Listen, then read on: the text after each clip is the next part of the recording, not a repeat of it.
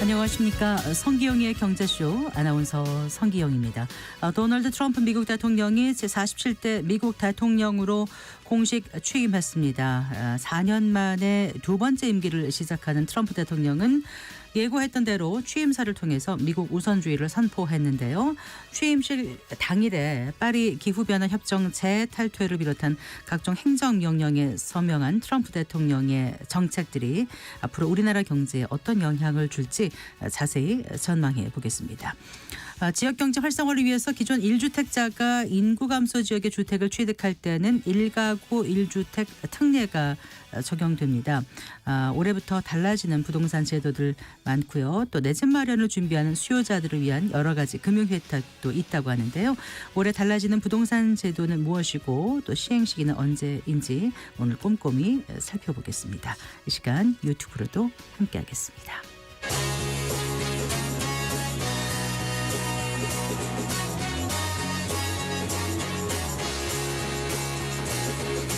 경제 시야를 넓혀드립니다. 투자의 지름길을 안내합니다. 돈 되는 정보를 발견하는 시간. KBS 1라디오 경제쇼. 먼저 오늘의 주요 경제뉴스부터 정리해드리겠습니다. 경제뉴스 브리핑 손석우 경제평론가와 함께합니다. 어서 나오십시오. 네, 안녕하십니까. 안녕하세요. 자, 도널드 트럼프 대통령의 말 한마디에 오늘 금융시장이 민감하게 반응했죠. 맞습니다. 원달러 환율은 일단 좀 많이 떨어졌다가 정규장 가까이 끝날 때가 되면서 조금 올라오기는 했는데 오늘 오전에는 20원 가까이 떨어지면서 1,430원대 초반까지 내려왔었습니다. 한 1,432원 수준까지 떨어졌어요. 이게 지난달 16일에 그때 1,428원 이때까지 떨어졌거든요. 한 달여 만에 가장 낮은 수준으로 떨어진 겁니다. 그리고 올해 들어서는 이제 주간 기준으로 종가 최고점이 1,470원이었으니까 그것과 비교하면 뭐 30원 넘게 떨어진 거였죠. 지금 3시 반 정규장 끝난 시각에서는 2.2원이 내려서요. 1,439.5원을 기록을 했고 지금 조금 올랐습니다. 1,440원대 초반까지 지금 현재 올라서 거래가 되고 있습니다. 환율이 일단 오늘 떨어진 배경을 보면 역시 도널드 트럼프 대통령 영향입니다. 그러니까 우리가 트럼프의 귀환에 촉각을 기울였던 이유 중에 하나가 그가 그동안 계속해서 강조해왔던 관세에 대한 부분이었거든요. 그래서 취임 첫날부터 이른바 보편 관세를 앞세운 강력한 조치들이 취해질 것이다. 이런 점들을 가장 우려를 했었고 이게 전반적으로 달러 값을 올리는 강달러를 부추길 것이다. 이런 전망을 했었죠. 그런데 취임사에서는 일단 구체적인 보편 관세에 대한 이야기는 없었습니다. 방향성 정도만 언급이 됐고요. 취임식이 끝나고 나서 이제 그 집무실에서 행정명령을 서명하는 그 단계에서는 캐나다와 멕시코에 새로운 관세를 부과할 것이다. 다음 달부터 말이죠. 이런 계획을 밝히기도 했는데 아까 말씀드렸던 보편 관세, 그러니까 세계를 상대로 한 보편 관세에 대해서는 고려 중이긴 한데 아직 준비되지 않았다. 이제 이런 입장을 밝혔습니다. 자, 이런 반응에 달러 가치가 좀 빠르게 내려가면서 뭐 우리 원달러 환율 오늘 떨어지긴 했지만 주요 6개국 통화 대비 달러 가치 나타낸 달러 인덱스도 1% 이상 하락을 하면서 109를 찍었다가 107대까지 내려왔었습니다. 또 연말이래요. 연초에 보면 지금 원달러 환율이 일단 수출업체들이 설 연휴를 앞두고 대거 해외 바이어들로부터 달러를 좀 받았거든요. 그런 것도 이제 국내에서 지금 원화로 바꿔가는 이른바 내고 물량들이 지금 그 외환 시장에 쌓이고 있기 때문에 당분간은 좀 하락세를 보일 것이다. 이런 전망이 나오고 있습니다. 자, 주식 시장은 어땠는지도 좀 살펴볼까요? 일단 2차 전지주가 급락했죠. 2차 전지주가 오늘 된소리를 맞았습니다. 트럼프 대통령이 취임사에서 그 인플레이션에 대한 원인을 언급을 하면서 이거에 대한 원인이 정부 지출, 정부의 막대한 지출, 그다음에 비싼 에너지 가격을 거론을 했어요. 그러면서 이제 에너지 비상사태를 선포한다. 이 얘기는 우리가 전통적인 에너지라고 했던 석유나 가스 시출을 전면적으로 확대를 해서 에너지 가격을 떨어뜨려서 인플레이션을 잡겠다는 구상을 취임사에서 밝힌 거죠. 트럼프는 또 제조업 강국으로서의 이 부활을 또 선언을 하면서 바이든 행정부 때 이루어졌던 예를 들면 전기차 의무화 정책도 종료하겠다고 예고를 했고요. 이를 위한 조치 중의 하나로 전기차에 대한 보조금을 폐지할 것을 폐지 검토할 것을 지시를 했습니다. 네. 자, 이 소식이 전해지자 오늘 주식시장에서 2차 전지주 동반 급락을 하는 모습을 보였습니다. 네. 전반적인 섹터가 다 주저앉았는데 한 4에서 5%대의 좀 큰 낙폭을 보이는 모습을 보였고요. 네. 특히 2차 전지 대표 주죠 LG 에너지 솔루션 같은 경우는 뭐 네. 4%대, 코스닥에서는 에코프로비엠이 7%대 급락세를 나타내면서 좀 큰 폭으로 떨어지는 8.62%가 빠진 거네요. 네, 네. 아닌가요? 전일비? 에코프로 BM은 더 낙폭이 더 확대됐군요. 네. 에코프로는 8.62%까지 네. 떨어졌습니다. 네. 12만 6천 원대까지 떨어졌습니다. 한편 또 현대자동차가 미국 시장에서 판매하고 있는 전기차 라인업 모델 3개 모델이 미국 정부의 보조금 지급 대상에서 제외되다는 소식도 전해졌어요.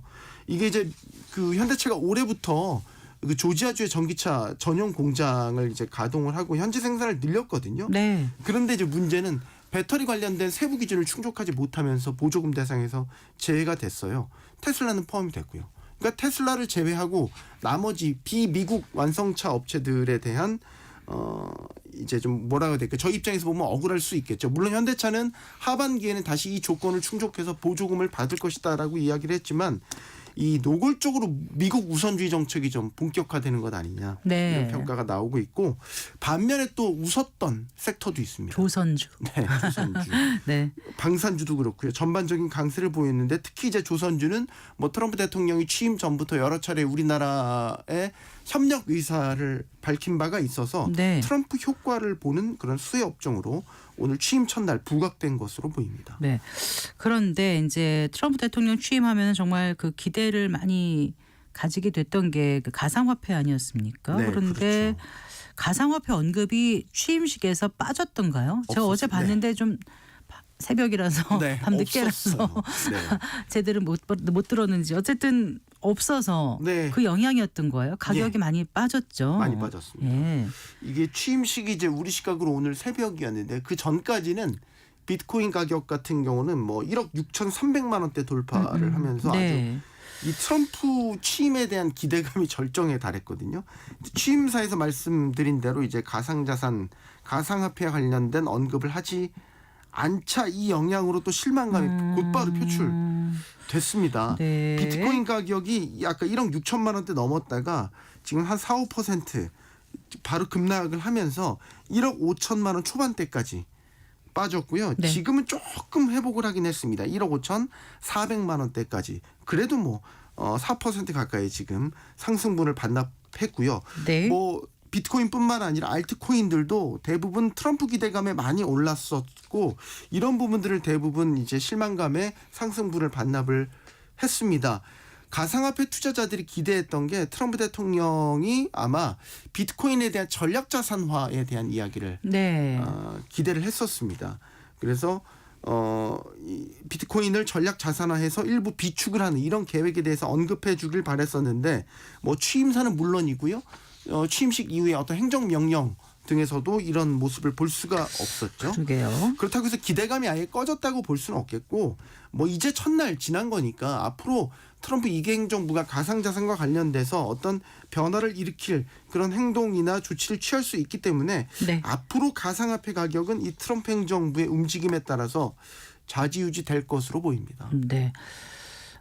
새해 들어서 수출이 지금 계속 감소세가 나오더라고요. 네, 이달 이제 20일까지 중간 수출 그 결과를 발표를 했는데 316억 달러. 그래서 1년 전 같은 기간보다 5.1% 감소했습니다. 네. 품목별로 보면 반도체는 증가했는데 승용차나 석유 제품, 뭐 자동차 부품 등이 감소를 했고 국가별로 보면 베트남이나 대만 등으로의 수출은 늘었고 우리 중국이나 미국 아주 1, 2강이죠. 수출 국가로서 또 유럽연합으로의 수출은 또 줄었습니다. 네. 이 월간 기준으로 수출액을 보면 지난해 12월까지는 1년 넘게 증가세를 계속해서 이어왔는데 이달에는 이제 조업일수가 일단 감소를 하죠. 1월 말에 이제 다음 주에 설 연휴가 있지 또 않습니까? 임시 공휴일까지 들어갔잖아요. 맞습니다. 그래서 네. 공휴일도 더 길어졌죠.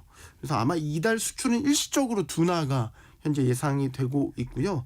한편 또 안덕근 산업통상부 장관이 오늘 윤진식 무역협회 회장과 만난 자리에서 반도체 같은 주력 품목들의 수출 여건이 악화되고 또 작년에 워낙 또 수출이 좋았던 기저효과 등이 맞물리면서 올 상반기에 수출이 좀 어려울 것 같다 이런 전망을 내놓으면서 네. 다음 달을 목표로 이 수출 비상대책을 발표할 예정이다 이렇게 밝히기도 했습니다.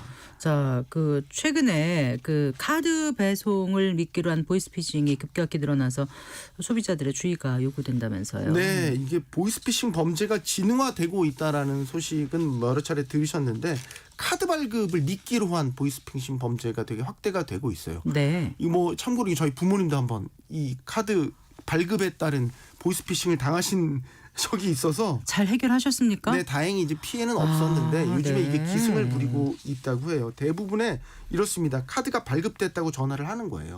그래서 상대방의 인적 정보를 이제 빼오거나 네. 휴대폰에 악성 앱을 설치하도록 유도하는 방식이거든요. 네.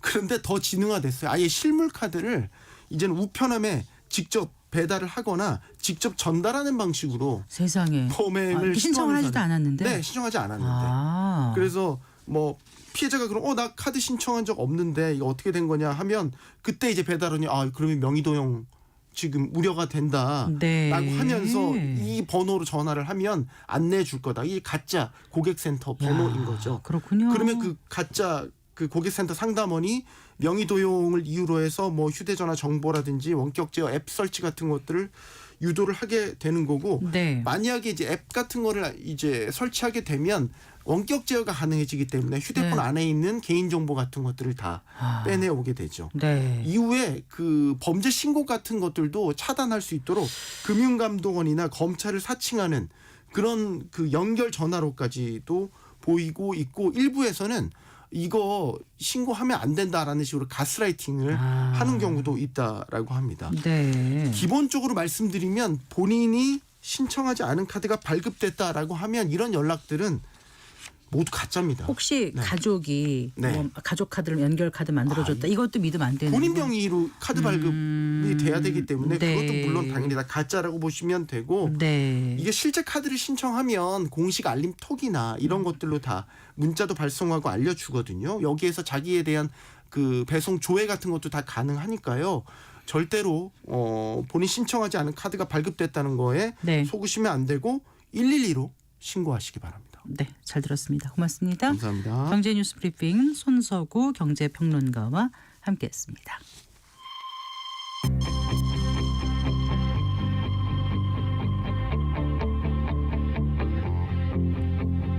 경제 전문가의 원포인트 레슨. 꼭 알아야 할 정보와 이슈를 알기 쉽게 풀어드립니다. 대한민국 경제 고수와 함께 투자의 맥을 짚는 KBS 일라디오 경제쇼. 진행의 성기영 아나운서입니다.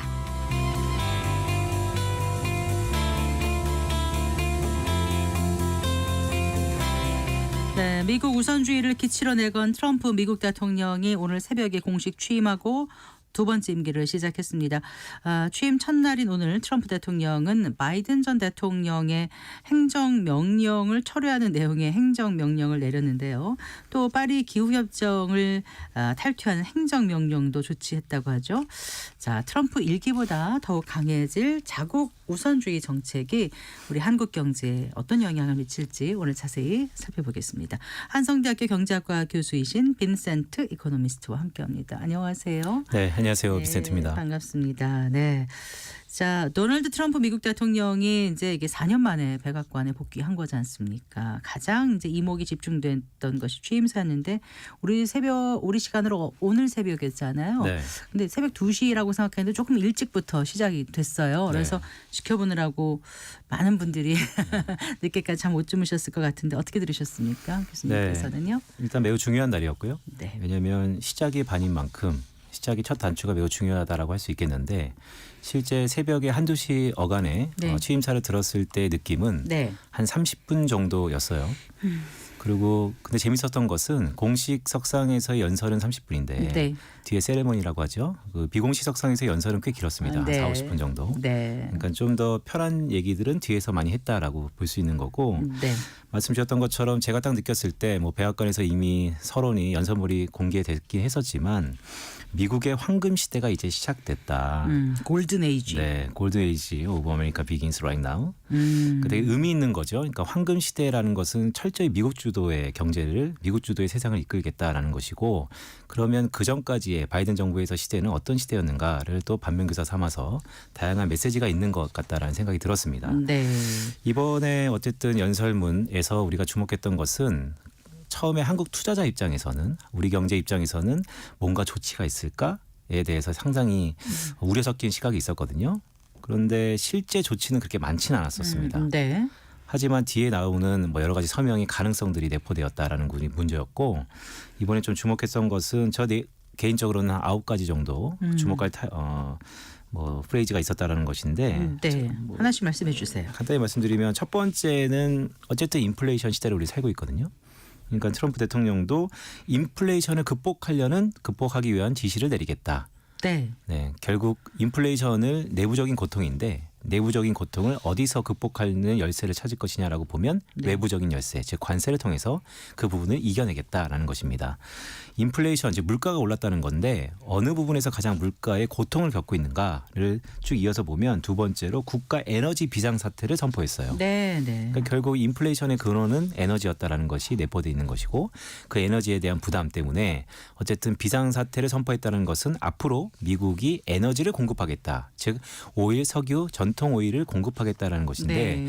이 발언이 있고 난 다음에 WTI 시장, 즉 국제 원유 시장에서의 가격이 좀 출렁였었습니다. 네, 서부 텍사스단. 맞습니다. 네. 그러니까 그만큼 어느 정도 효과는 있었다라는 것이고 예.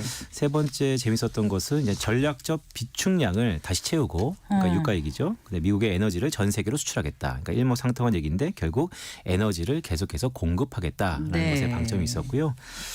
개인적으로 뭐 주식을 투자하시는 분들은 이 다음에 메시지가 좀 중요했던 건데 전기차 의무화를 철회한다. 아, 그래요. 네, 그러니까 결국 이제 보조금 시대는 끝났다는 것이죠. 네. 전기차가 미래에 가고자 하는 방향성은 분명한 것 같습니다. 미래 내연기관으로서 미래 네. 또 다른 성장 동인으로서 네. 어느 정도 의미는 있어 보이는데 앞으로 펼쳐지는 4, 5년 동안에는 좀 주춤할 수 있다. 그럴 것 같아요. 네. 네. 즉각적으로 뭐 주가가 반응했죠. 네. 오늘 우리 시장에서 뭐 2차 전지뿐만 아니고 전기차 관련돼서는 약간의 엉킴이 있었다라는 개인적인 생각을 갖고 있고요. 그 다음에 메시지가 우리 국민의 삶을 풍요롭게 하기 위해서 여기서 우리 국민은 미국인입니다. 아메리칸을 몇 번이나 얘기했어요. 네, 외국의 관세와 세금을 부과하겠다. 그러니까 트럼프 노믹스 그러면 딱 두 가지로 요약할 수 있거든요. 하나는 관세, 하나는 감세.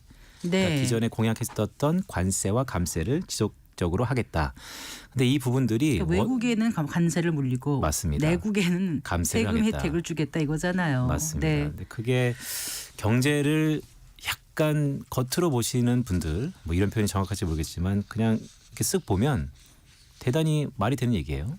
그런데 경제를 아시는 분들은 소는 누가 키우지? 네. 라는 것처럼 다 좋은 얘기만 하지만 네. 실상 이게 워킹할 수 있겠느냐에 대한 의무감이 있는 것도 사실 의구심이 있는 것도 얼마나 사실입니다. 실효성을 가질 것인지. 맞습니다. 네. 그리고 이제 트럼프 시대에 새로운 관청이 생겼는데 그게 국외 수입청을 설립하겠다. 그러니까 관세를 뭐 한다는 거죠 여기서? 그러니까 이제 중국을 비롯해서 사실 네. 타겟은 중국인데요. 예. 멕시코, 캐나다도 그 안에 들어가는 것 같고요. 그러니까 관세를 거두긴 거둘 건데 매기긴 네. 매길 건데 그것을 전문적으로 관여하는 관청을 하나 설립하겠다라는 네. 것입니다. 그러니까 관세가 협상용인 건 알지 하지만 협상에 응하지 않으면 우리가 철두철미하게 청을 세워서 관리할 거야라는 메시지라고 해서 네. 저 개인적으로 보면 관세가 협상용이긴 하지만 실제 부과는 하긴 하겠구나라는 생각을 개인적으로 갖고 있습니다. 거기서 네, 네. 중국을 비롯해서 뭐 한국도 자유롭지 않다라고 보고 있고요. 그다음에 일론 머스크가 좋아할 만한 얘기가 있었죠. 정부 효율성 부서를 설립하겠다. 네. 네, 일론 머스크 참 대단한 사람인 것 같습니다. 어쨌든 역사가 뒤에 이제 평가를 하겠지만 결국 정부의 효율성을 극히 중요시할 거다. 효율성이라는 것이요. 뭐 좋은 얘기일 수 있습니다. 하지만 반대급부로 형평성이라는 것도 다시 한번 생각을 해야 됩니다. 그러니까 효율성을 계속해서 지향한다면 네. 형평성은 어느 정도 지양될 수밖에 없거든요. 잠깐만, 효율성을 쫓아가다 보면 형평성은 떨어진다. 맞습니다. 네. 그게 이제 양날의 검 같은 것이라서 과연 미국의 정부가 이 효율성을 앞에 내세우는 것이 꼭 정부뿐만 아니고 네. 민간 쪽에서도 앞으로 효율성이 극대화되는 시기를 맞이할 수밖에 없을 것이다. 기업 입장에서 효율성 뭐 여러 가지가 있죠. 뭐 생산성도 제고해야 되고 오늘 뒤에서 말씀을 드리겠지만 더 중요한 것은 기업 입장에서 효율성, 구조조정 딱 하나밖에 없습니다. 인력 감축. 네. 그래서 그런 부분들도 뭐 자기가 생각하는 만큼 보이는 만큼 메시지를 해석하는 것이겠지만 다양한 의미가 있었다라고 보고 있고 네. 파리 기후 협정 뭐 예고한대로 탈퇴하는 것이고요. 파나마 운하를 되찾을 것. 네. 이 부분이 사실 취임사에서 또 외교적인 관례에서 약간 어긋나는 것이죠. 그러니까 사실 네. 99년도에 미국이 파나마한테 일임했죠. 운하를. 근데 다시 한번 되찾겠다라는 네. 거. 의미가 있어 보입니다. 그러니까 뺏겼던 것을 다시 한번 되찾겠다. 미국의 아메리카 퍼스트를 넘어서 미국의 유일주의, 아메리카 온리 가능성도 있다라는 개인적인 생각을 갖고 있었던 취임사. 미국의 황금 시대는 이제 시작했다. 그 전까지는 아니었다. 네. 그 전 세계가 집중한 것이 이제 트럼프 대통령의 어떤 첫날 행보였는데 워낙 그 취임 첫날에 뭐 100건 뭐 행정명령 발동하겠다 이렇게 예고하지 않았습니까? 네. 지금 그런데 몇 건이나 지금 나온 거예요? 일단은 행정명령을 직접 사인하는 것은 극히 드물고요. 다만 가능성과 카더라 우리 흔히 네. 얘기하는 어느 정도 여지는 남겨뒀다라고 보는 겁니다.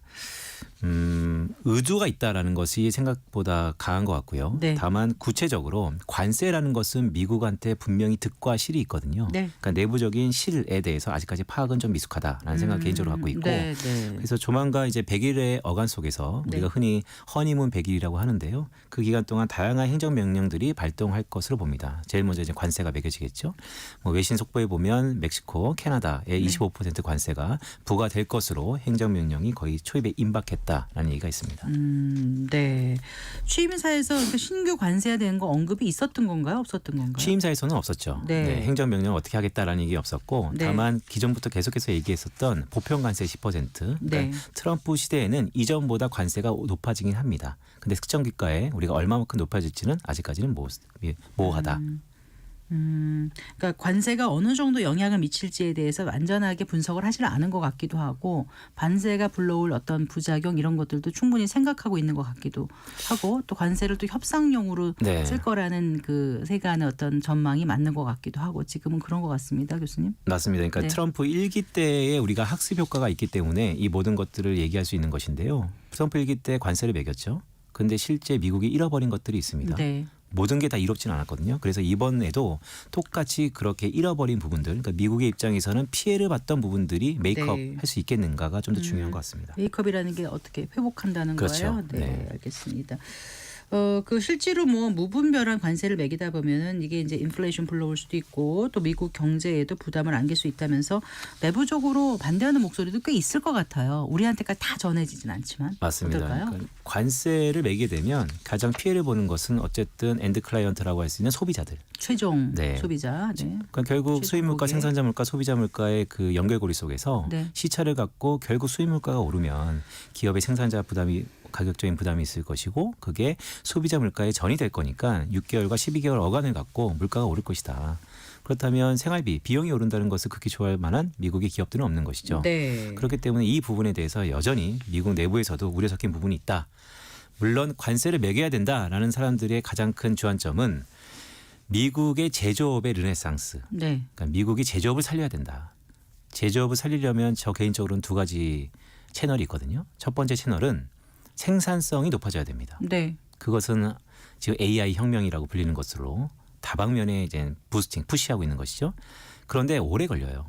생산성이 자 오늘부터 AI 혁명, 내일부터 생산 좋아졌다 이런 시대는 아니거든요. 네. 그러니까 그 시차 동안에 그러면 임기가 정해 있는 정치인들이 어떤 정책을 폈을 때 네. 가시적인 성과를 나올 수 있을 만큼 이 AI 생산성의 효과를 기다릴 수 있겠느냐.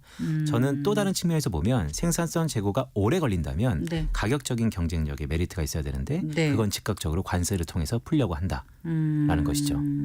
네. 그런데 지금 보면은 1년 동안 예상되는 어떤 인플레이션을 생각하면은 이제 미국 가구당 비용이 뭐 $600가 추가될 것이다. 네. 이렇게 이코노미스트들이 얘기한다고 월스트리트저널에서 보도를 했던데 이런 걸 보면은 그렇게 이렇게 관세를 즉각적으로 한다는 게 녹록지는 않다는 생각도 들어요. 그렇죠. 물론 이제 세금을 줄이는 방법 아까 말씀하신 대로 그런 네. 쪽으로 또 상쇄할 수 있는 부분도 있지 않을까 싶기도 하고요. 맞습니다. 그러니까 트럼프 행정부가 관세를 도대체 왜 매기려고 하는가 네. 그 가장 근본적인 원인을 알면 우리가 이해하는 데 좀 빠를 것 같은데요. 결국 미국의 제조업의 부흥입니다. 네. 그러니까 제조업을 미국의 제조업의 가격적인 경쟁력을 매기기 위해서 네. 인위적으로 반대 경쟁국에 있는 제품들의 가격을 높이는 관세를 매긴다는 것이죠. 네. 그런데 그게 과연 만사냐 그러니까 모든 것의 해답이냐라는 것은 지난 1기 때 만사가 아닌 것 같다. 왜냐하면 미국의 소비자들이 수입해서 쓰는 물건들 중에 네. 전부 다 A부터 Z까지 미국의 제조업이 다 만드는 게 아니기 때문에 네. 물론 만들 수 있겠지만 그거는 시간이 걸린다. 그럼 그 시간 동안의 고통은 고스란히 미국의 소비자한테 전가되는 거 아닌가 이런 네. 우려가 있는 것이죠. 예. 어제 취임사 초반에 벌써 그 불법 체류자 추방하는 네. 그 내용이 탁 들어오더라고요. 맞습니다. 자 그렇게 되면 아무래도 좀 상대적으로 좀 저렴한 노동력 이제 공급이 위축되면서 이게 네. 또 이제 물가 상승을 일으키는 그런 부분도 있지 않을까 그런 생각을 하시는 분들도 계세요. 그러니까 이제 철저히 인력 시장도 고용 시장도 수급의 논리에 의해서 기본적으로 인플레이션을 좀 더 야기할 수 있다라는 해석인데요. 일부는 맞고 일부는 틀릴 수도 있습니다. 그렇기 때문에 트럼프 2.0 시대에는 네. 어떤 거를 계속해서 보완책으로 갖고 있냐면 그렇기 때문에 효율화시킬 것이다. 네. 저임금 노동자들은 기술료, 로봇으로 대처할 것이다라고 얘기는 하고 있습니다. 그 정부 효율부인가요? 그 부서가 어느 정도 기능을 할지는 좀 지켜봐야 될 것 같고요. 언제였죠? 17일이었나요? 그 트럼프 대통령이 이제 시진핑 국가주석과 중국 국가주석과 통화했었죠. 네, 맞습니다. 그러니까 이제 이게 뭔가가 네. 시그널인가 이런 생각도 들고 네. 관세 얘기는 계속했습니다만은 네. 그래도 뭔가 여지가 있어 보이고 이런 네. 생각이 들었거든요. 맞습니다. 그러니까 정확히 보신 것 같은데요. 근데 두 가지 시각이 있는 것 같아요. 첫 번째는 정말로 협상용인가? 뭔가 내막은 잘 풀고 싶은 것인가? 네. 라고도 해석할 수 있고 네. 또 다른 측면에서는요. 나 진짜 때릴 거야. 조심해. 나 신자적으로 이제 선전포고하는 거야. 라는 시각도 있습니다. 결국 중요한 것은 중국의 대응인 것 같습니다. 중국이 어떻게 대응하냐에 따라서 직접적으로 60% 이상의 고율관세를 매길지 지난 1기 때처럼 아니면 그래 내가 어느 정도 시그널을 줬으니 중국도 그만큼 협상의 여지가 있겠구나. 네. 그래서 좋은 쪽으로 해결될지는 아직은 모호하나 이 두 가지 의중이 있었던 통화다라고 보고 있습니다. 그래도 8년 전보다 지금은 중국도 네. 기술력이라는 이런 게 많이 올라와 있지 않습니까? 그러니까 네네. 단순히 그냥 협상용으로만 할지는 잘 모르겠다는 생각도 들어요. 그렇죠. 그러니까 8년 전에 중국이 아니다라는 시각도 있는 것이죠. 네, 그리고 이제 그 에너지 공급 강조한 부분 결국은 미국 제조업 부흥을 위해서 안정적인 에너지 그 공급이 중요하다고 판단한 거겠죠. 네. 모든 것의 제조업의 가장 근간에는 에너지원이 있어야 가능하죠. 맞습니다. 네. 그러니까 싼 에너지원을 연속적으로 공급하는 것이 최고인데요. 네.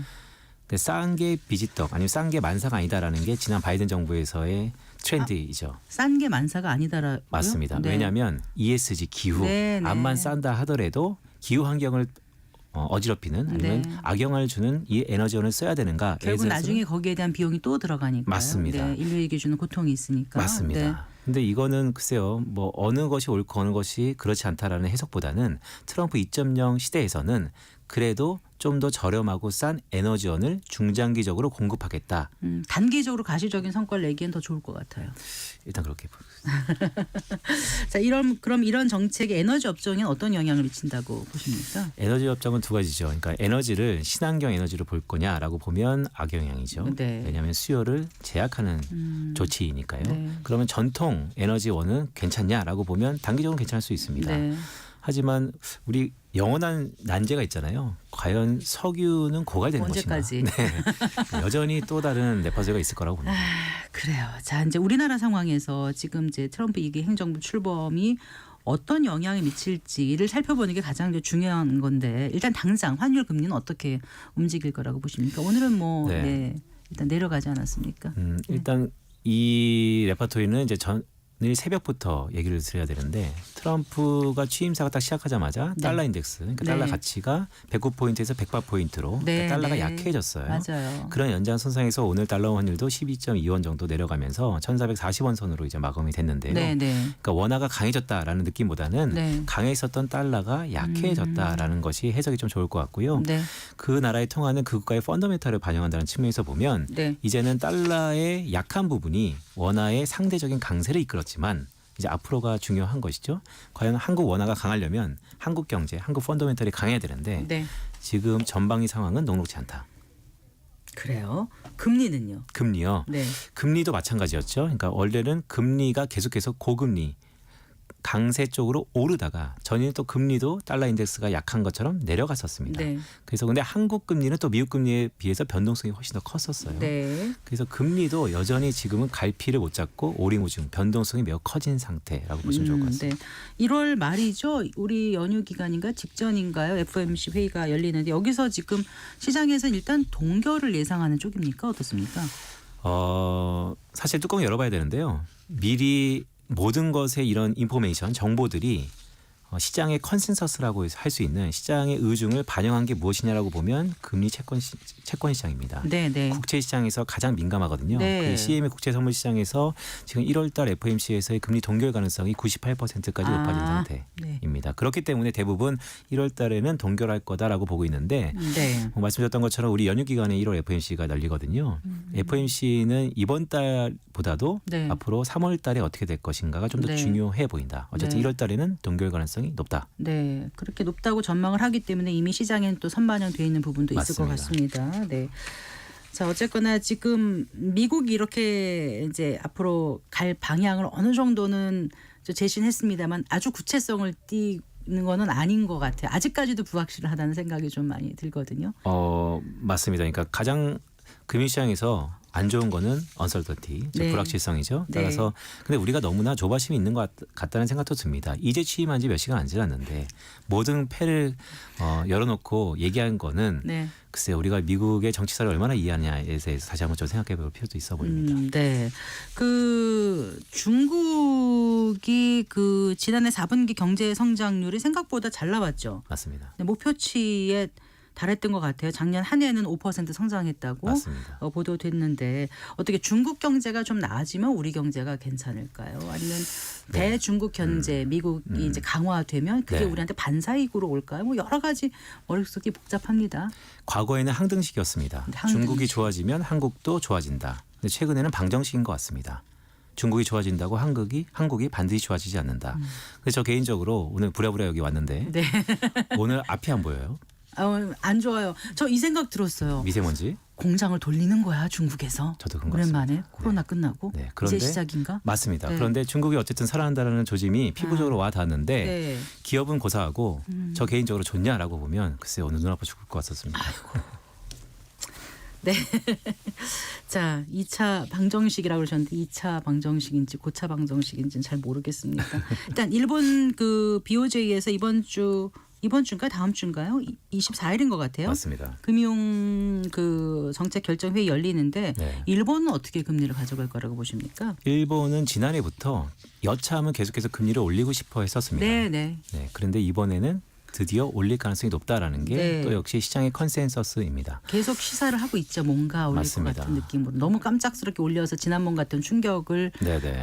잊지 않게 하려는 것 같은 생각도 들고요. 그렇죠. 그러니까 미국의 중앙은행이라든지 아니면 일본의 중앙은행처럼 준 기축통화를 갖고 있는 일본에나 주은 기축통화. 네, 기축통화가 달러라고 본다면 이런 큼지막한 영향력을 갖고 있는 중앙은행이 어떤 정책을 바뀌는 데 있어서 상당히 신중할 필요성이 있는데요. 특히 일본은 그렇기 때문에 일본이 어떤 정책을 바뀌었을 때 전 세계적으로 뿌려 있는 엔화의 향방이 바뀌는 것이 다양한 국가들에서 우리 흔히 발작이라는 표현을 하는데 네, 금융시장이 네. 요동을 치잖아요. 네, 캐리 트레이드 맞습니다. 때문에요. 그래서 이번에도 되게 신중한 측면에서 고심 끝에 내린 결론이라고 보고 예. 근데 거기에 이면에는 뭐 일본을 무시하는 건 아니지만 일본이 저런 제스처와 액션을 취할 수 있는 가장 근간에는 미국이 앞에 말씀드렸던 것처럼 1월 FOMC에서의 동결 가능성 네. 그 부분들이 상당히 작용하고 있다라고 보고 네. 있습니다.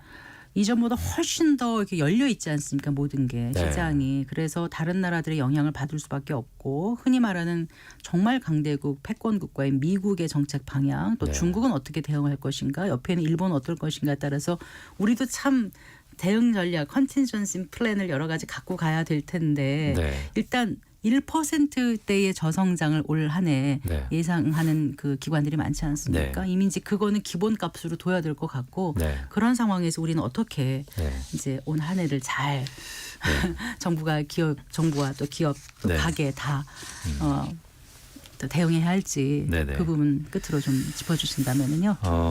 뭐 매우 중요한 질문이신데요. 한국 경제가 국가미래연구원은 1.67%, 그러니까 1.7% 언더로 성장한다는 것은 사실 이례적인 상황입니다. 네. 그러니까 성장이 거의 멈췄다라고 생각할 수 있는 것이고요. 이제까지 우리가 경험하지 못했던 저성장 맞습니다. 국면인 거예요. 그런데 인생은 흔히 이런 얘기가 있죠. 속도보단 방향이다.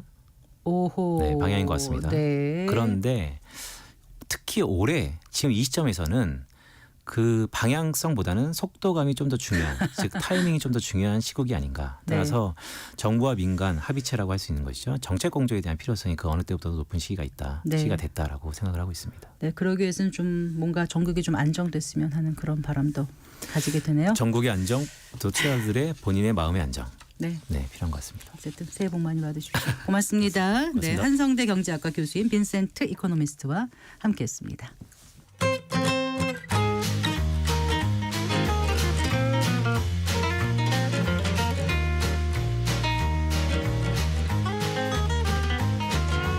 경제 맛집 투자 핫플.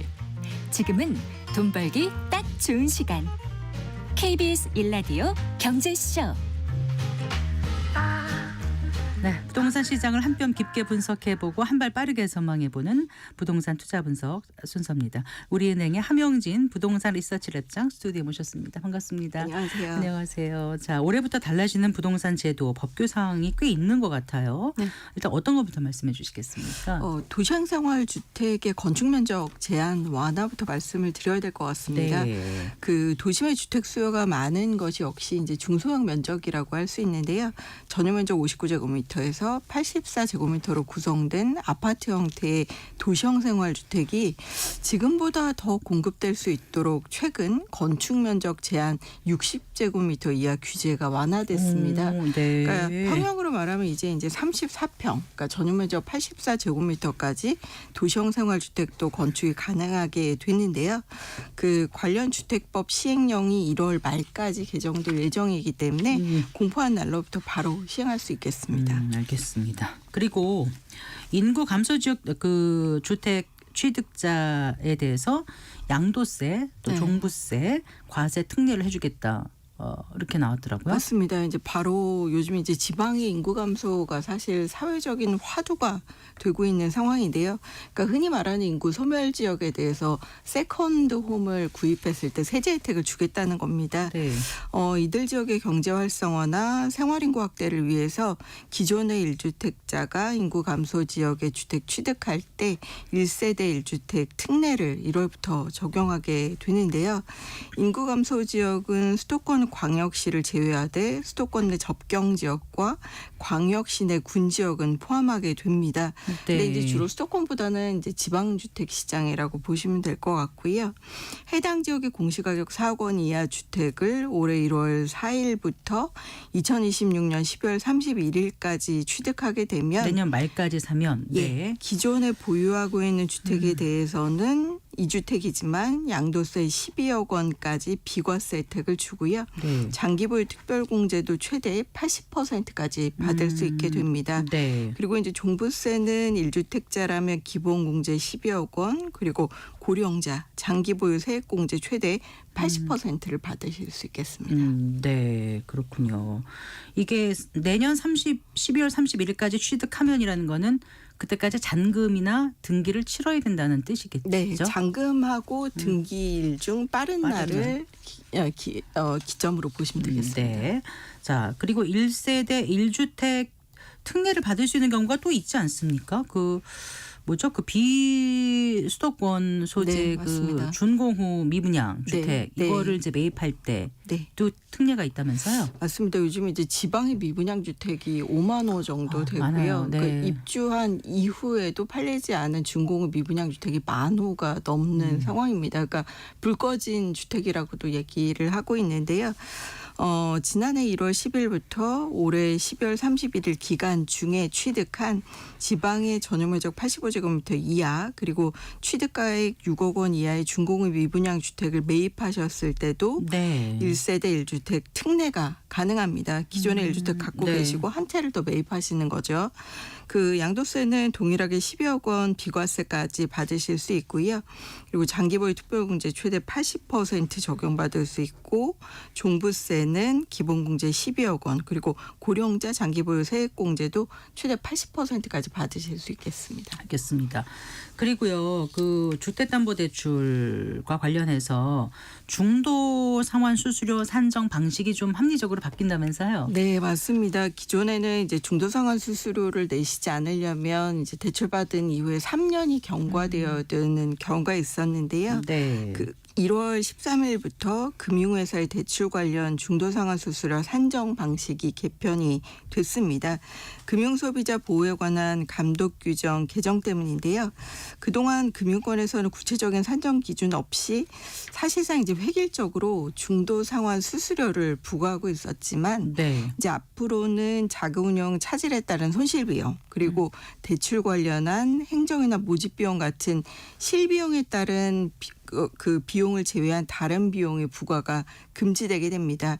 그렇게 되면 종전보다 중도상환 수수료가 낮아지기 때문에 대출자가 보다 유리한 대출로 갈아타기를 하신다든지 네. 그리고 돈이 생기실 수 있잖아요. 그럴 때 대출금을 조기에 갚아 나가는 데 일부 도움이 될 것으로 보여집니다. 근데 어느 정도 낮아지는지는 아직 나온 건 없죠? 아마 최대한 절반 정도까지도 그래요? 낮아질 수 있다고 얘기가 나오고 있습니다. 네. 자, 그리고요. 그 상가 임대료를 해주는, 그러니까 상가 임대료를 인하해 주는 네, 맞습니다. 그런 이제 임대 사업자한테 네, 네. 세액 공제를 해줬었나 봐요. 네, 맞습니다. 근데 그 적용 기한이 연장됩니까? 1년 더 연장하기로 했습니다. 그러니까 주택은 아니고요. 네.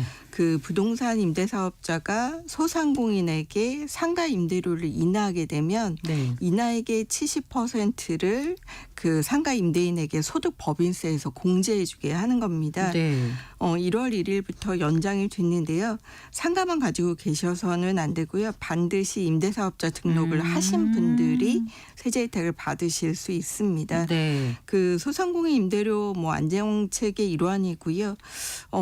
팬데믹 이후에도 사실 대출 많이 받으셨던 분들 요즘 저금리에서 고금리로 갈아타시거나 금리가 이제 올라가면서 부담을 많이 느끼시고 계시고 요즘 경기도 좋지 않잖아요. 네. 그래서 상가 임대료 인하에 대한 세액공제 제도를 이제 1년 정도 연장하면 상가 임대인이 상가 세입자에게 네, 조금 좀 임대료를 낮게 해줘라. 나는 그리고 세금 좀 덜 낼 수 있으니까 맞습니다. 서로 좋은 거였는데 그럼 기존의 그 임차인에게 인하해 주는 건가요? 아니면은 바뀐 임차인한테 이제 사실 임차인을 못 구하니까 바뀐 사람한테는 이제 기존 임대료보다 낮게 받았을 때 그것도 세액 공제가 대상이 되는지. 신규도 되고요. 아, 그래요? 예. 기존의 임차인들도 해당이 된다고 보시면 되겠습니다. 네, 알겠습니다.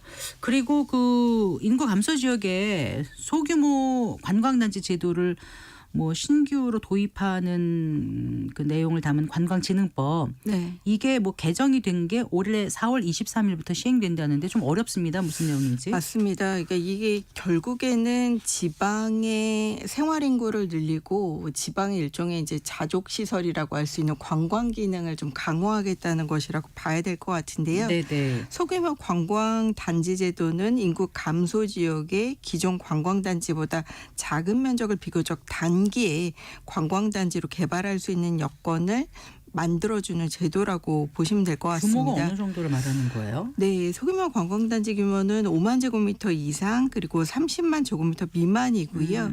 대략 그리고 10만 평 미만이네요. 그렇죠? 맞습니다. 그래서 네. 필수 시설은 공익 편익 시설, 네. 그러니까 공공 편익 시설 그리고 관광 숙박 시설 이 두 종이면 될 것으로 보여지고요. 예. 이제 인구 감소 지역의 생활 인구 좀 늘리고 지역의 성장 잠재력을 좀 높여서 지역의 발전을 꾀할 수 있도록 하라는 것인데요. 네. 사실 그동안에는 개발 부담금 그리고 취득세 감면, 공유재산 임대료 감면, 관광진흥 개발 기금 융자 지원 혜택 뭐 이런 부분들을 사실 소규모 관광단지에서 받을 수 없었습니다. 그래서 이런 부분들도 동일하게 적용받을 수 있을 것으로 보여집니다. 그렇군요. 그 요즘 지방이라든가 수도권 외곽 가보면 이제 빈집이 많다고 해서 이게 이제 사회적 이슈가 되고 있는데 사실 뭐 화재라든가 뭐 범죄 여러 가지 그 위험에 노출돼 있지 않습니까? 이걸 방지하기 위해서 농촌 빈집 활용 지원책이 신설된다면서요? 네, 이건 좀 반가운 부분이라고 보여지는데요. 일각에서는 이제 빈집에 대한 빈집 세금을 물어야 된다, 뭐 이런 얘기들도 나오고 있는데 사실 그거는 조금 더 먼저 빨리 나간 정책이라고 보여지고요. 일단 기존의 빈집을 좀 활용 가능할 수 있는 방법에 대한 구체한 방안이라고 보여집니다. 네. 2023년 기준 농촌의 빈집이 6만 5천 호 정도 되는데요. 네. 이 중에 한 2만 9천 호는 이제 활용이 가능하다고 하고 있습니다. 빈집이 방치되면 흉물이 되기 때문에 사실 농촌의 빈집 활용 지원책이 좀 필요했었다고 보여지는데요. 네.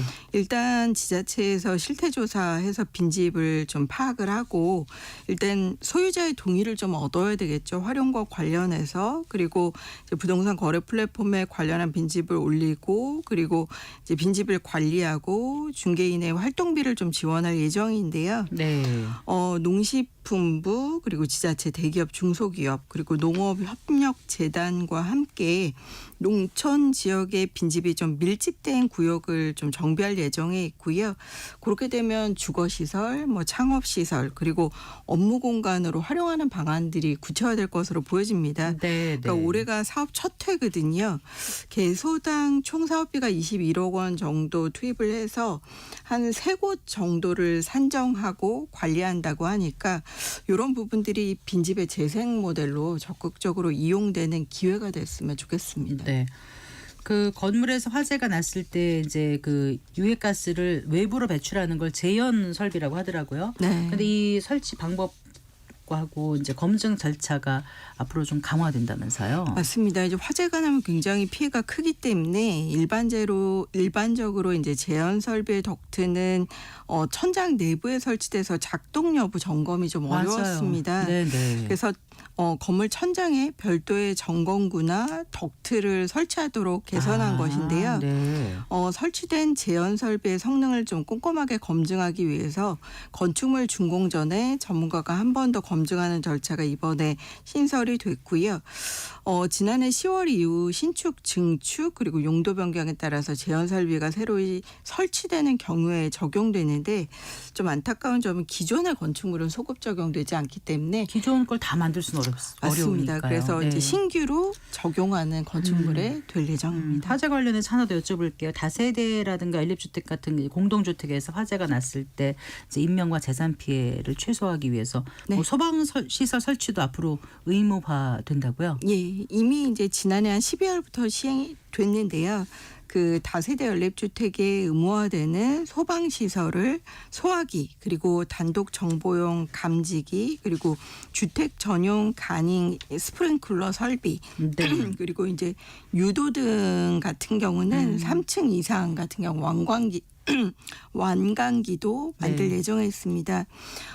기존에는 주택으로 분류돼서 소화기와 단독 경보기만 설치토록 했기 때문에 네. 연립이나 다세대 주택의 화재 시에 그 향후 진화 대응에 좀 효과적으로 접근할 수 있을 것으로 보여지고요. 네. 다만 이제 이런 부분들은 지난해 12월 이후 신축하는 다세대나 연립주택 그리고 증축, 용도 변경하는 경우에 적용됐기 때문에 기존 주택에 소급 적용되지 않겠습니다. 그렇군요. 네. 자, 그리고요. 아파트 말고 빌라 같은 비아파트를 구입하는 사람이 아파트 청약에서 불이익을 받지 않도록 네. 청약 때 이제 무주택으로 인정해주는 그 비아파트의 범위가 앞으로 확대된다고요? 맞습니다. 이제 지난해 12월부터 주택 공급에 관한 규칙이 개정 시행됐는데요.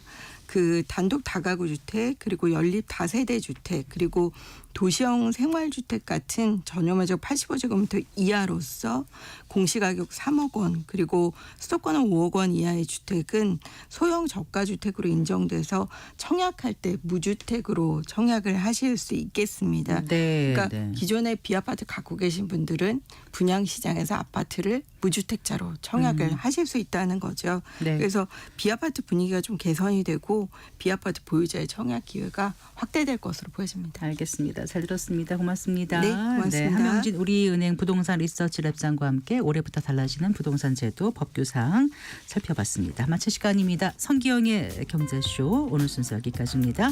아나운서 성기영이었습니다. 고맙습니다.